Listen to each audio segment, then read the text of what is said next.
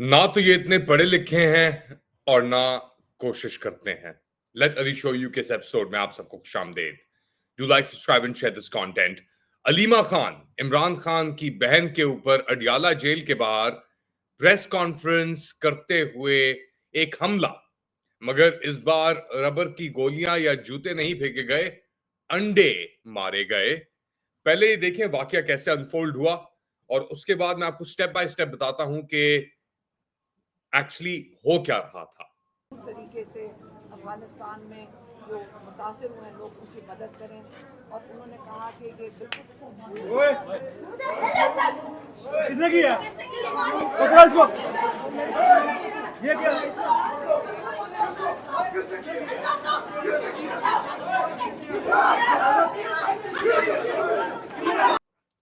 तो अलीमा खान अपना ये इंटरव्यू दे रही हैं और आप देखते हैं कि उनके ऊपर एक कोई प्रोजेक्टाइल आती है, अंडा आके गिरता है और फिर उसको रोक दिया जाता है और फिर कैमरा टर्न होता है और फिर एक हफरा तफरी सी होती है और लोग एक तरफ भागते हुए नजर आते हैं।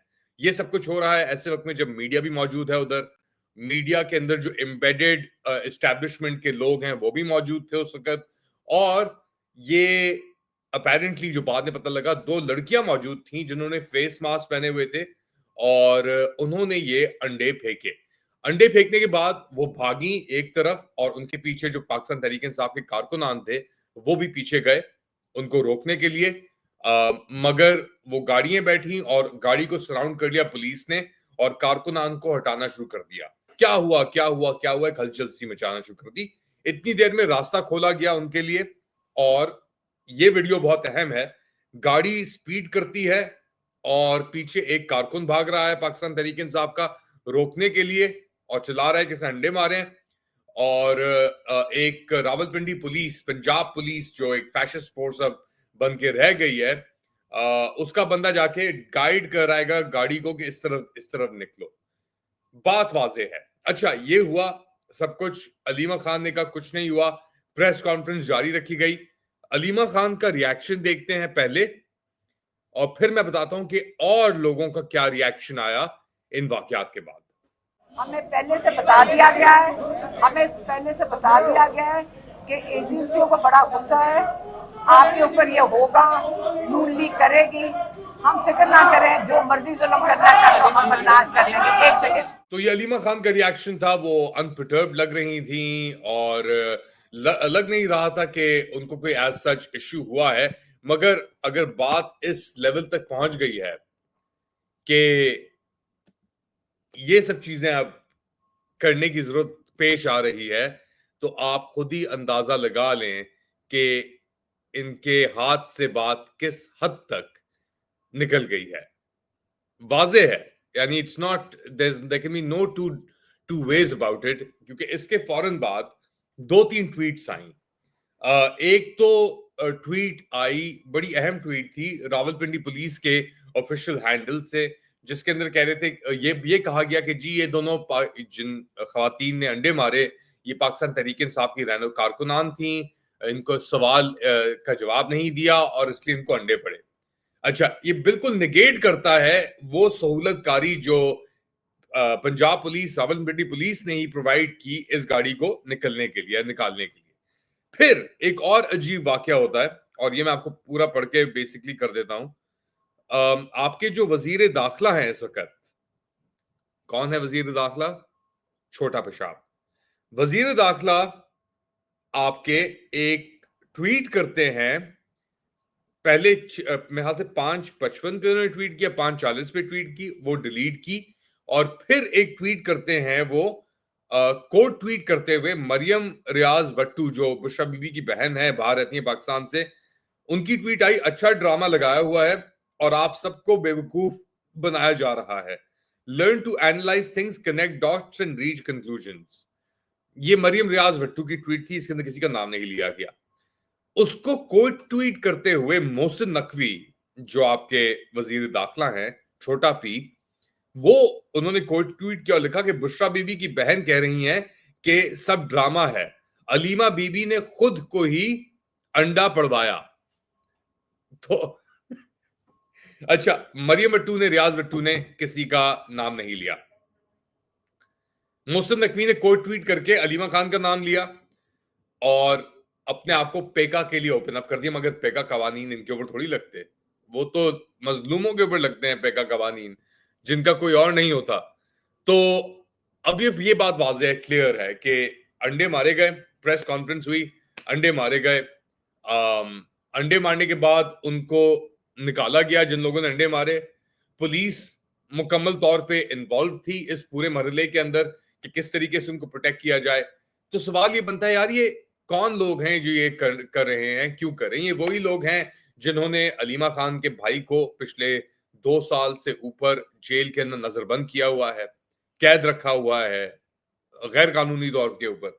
कानून को इस्तेमाल करते हुए बेल हियरिंग्स को डिले पे डिले किया जा रहा है, कोई बुनियाद नहीं रही अब उनको अंदर रखने की, मगर फिर भी जोर जबरदस्ती, जबर और अदलिया का नास तास करके उसमें ही बात करेंगे। एक लेटर भी आया है मंसूर अली शाह का इस मौजू के ऊपर।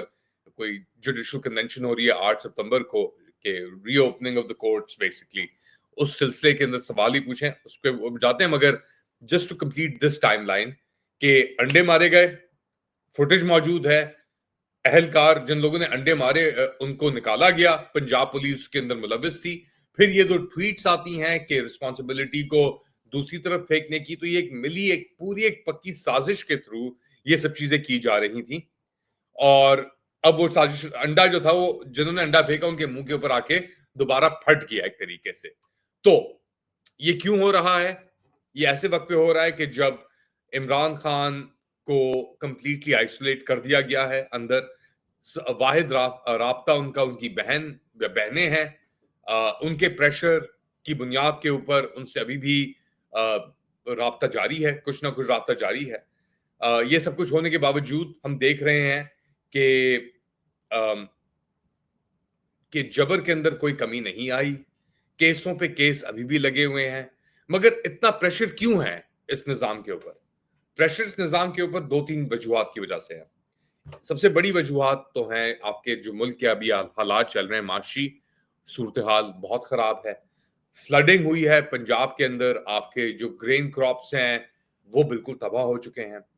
दहशतगर्दी अपने उरूज पे है, मईशत उठने का नाम नहीं ले रही। फॉरेन जो आपके ताल्लुकात हैं, डिप्लोमेसी और ये सब कुछ जाके, अब आपने देखा कि क्या हुआ शहबाज शरीफ के साथ जब वो चीन गए और बड़ी मीटिंग्स उन्होंने करने की कोशिश की, बड़ा कन्विंस करने की कोशिश की चाइना को कि हमें और पैसे दे दो, लेकिन चाइना ने वो पैसे देने से इनकार कर दिया। उन्होंने कहा कि भाई हम रोल ओवर तो कर रहे हैं, हम आपको और किस तरीके से दें। तो जब चाइना ने इनकार किया तो इन्होंने फिर एडीबी, एशियन डेवलपमेंट बैंक से एक और फैसिलिटी, लोन फैसिलिटी लेने की बात की है। और एडीबी, क्योंकि चाइना से दरवाजे बंद हो गए और इसलिए अब एडीबी के पास गए कि जी आप हमारी जो पाकिस्तान की ये रेल अपग्रेड है, एज चाइना की फाइनेंसिंग रुक गई है बिल्कुल, तो उन्होंने कहा कि जी अब हमें आप 130 मिलियन डॉलर दें, या कितने मिलियन डॉलर्स आप दे दें। एक हफ्ता पहले उन्होंने कहा था कि पाकिस्तान का जो रेलवे सिस्टम है उसको इंप्रूव करने के लिए हमें पैसे चाहिए, जो हमें चाइना नहीं दे रहा। यहां तक कि ये सीपैक प्रोजेक्ट का हिस्सा था। अब एशियन डेवलपमेंट बैंक से 130 मिलियन डॉलर अप्रूव कराए लोन एनर्जी सेक्टर इंप्रूव करने के लिए, क्योंकि आईएमएफ के कर्जों के तहत आप जो चाइना की ये जो डबल इनवॉइसिंग चल रही थी, जो सर्कुलर डेट जिसे कहते हैं, आईएमएफ उस तरफ पैसे देने के लिए तैयार नहीं है। तो उस गैप, उस शॉर्टफॉल को पूरा करने के लिए आप एडीबी के पास गए, एशियन डेवलपमेंट बैंक के पास, और उन्होंने 130 मिलियन डॉलर आपको देने के लिए दे दिए। अब एडीबी डेलीगेशन ने कहा है कि वो जो डिस्कोस हैं, ये जो एनर्जी प्रोड्यूसर्स हैं, इनकी प्राइवेटाइजेशन के अंदर और मॉडर्नाइजिंग ट्रांसमिशन सिस्टम्स के अंदर मदद करेगी पाकिस्तान हुकूमत की। मिनिस्ट्री ऑफ एनर्जी जो है पाकिस्तान की, उसने जुमेरात के रोज एशियन डेवलपमेंट बैंक की अप्रूवल मंजूर की एनर्जी सेक्टर के लिए। तो चाइना आपको पैसे देने के लिए तैयार नहीं है।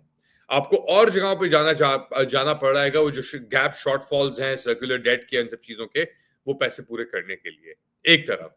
दूसरी जानिब आप और भीख मांग रहे हैं एशियन डेवलपमेंट बैंक से ही कि क्योंकि चाइना की फाइनेंसिंग आके रुक गई है, तो आप हमें पैसे दें कि जो हमने ये रेलवे लाइंस बनानी है सीपैक के तहत। अब आप इमेजिन करें, प्रोजेक्ट है China Pakistan economic corridor. China ने इनिशियली इसके लिए तकरीबन $47 बिलियन मुख्तस किए थे। वो बलून हो के फिगर पता नहीं कहां पहुंच गया है, मगर चाइनीज ये चल रहे थे लोन्स के ऊपर, फाइनेंसिंग के ऊपर, रोल ओवर्स के ऊपर। अब आप इतनी बड़ी डेलीगेशन लेके गए चाइना, जहां पे आपके सबसे visible character field marshal Asim Munir भी थे, और उसके बावजूद आपने कन्विंस करने अपने आयरन क्लैड फ्रेंड से, जो कहता है यार भिखारी दोबारा आ गया ये, हम क्या दें इन्हें, हमारे पास कुछ बचा ही नहीं देने के लिए अब इन्हें, यानी जितना दिया है वो तो वापस आ नहीं रहा, बचा होगा भी तो हम उधर उस अंधे कुएं में जाके क्यों वो पैसा डालें। तो ये बहुत बड़े सवालात हैं। और अगर चाइना पाकिस्तान इकोनॉमिक कॉरिडोर है, तो इसके अंदर चाइना ने फंडिंग करने से इनकार क्यों कर दिया है? Very important questions. इन सवालात के जवाब शायद इसलिए हमारे पास नहीं है, इसीलिए हम अंडे फेंकने के ऊपर अब आके रुके हुए हैं। अच्छा, इख्तिताम पे जो अदलिया का निजाम तितर बितर हुआ है, उसके ऊपर मंसूर अली शाह ने एक और खत लिखा है फॉर याया अफरीदी, उनसे ये इंटमाइज करने के लिए कि आप क्या करना चाह रहे हैं। आपने जो कमिटीज को तश्कील देना था, जो आपने प्रोसेस इनिशिएट करना था, वो आपने किया नहीं, तो एक चपेड़ा मारा है याया अफरीदी को। मगर याया अफरीदी की अपनी क्या औकात है? चपेड़े तो उनको महसूस होते हैं ना जिनकी थोड़ी इज्जत बची हुई हो। तो फुल बेगैरत है इनकी, तो कोई स्टैंडिंग है ही नहीं इन लोगों की। तो जो निजाम अदलिया का है वही निजाम बाहर है। पहले ये खुसरों को इस्तेमाल करते थे लोगों को अटैक करने के लिए। हमें याद है रऊफ हसन के साथ जो हुआ था कि आके उनके ऊपर हमला किया गया था, किसने किया था वो। और अब ये हमला जो हुआ है अंडे फेंकने का, दिस इज द माइंडसेट। ये इनका माइंडसेट है, ये इनका रुझान है। और हर कोई गलत है, यही सब सही है।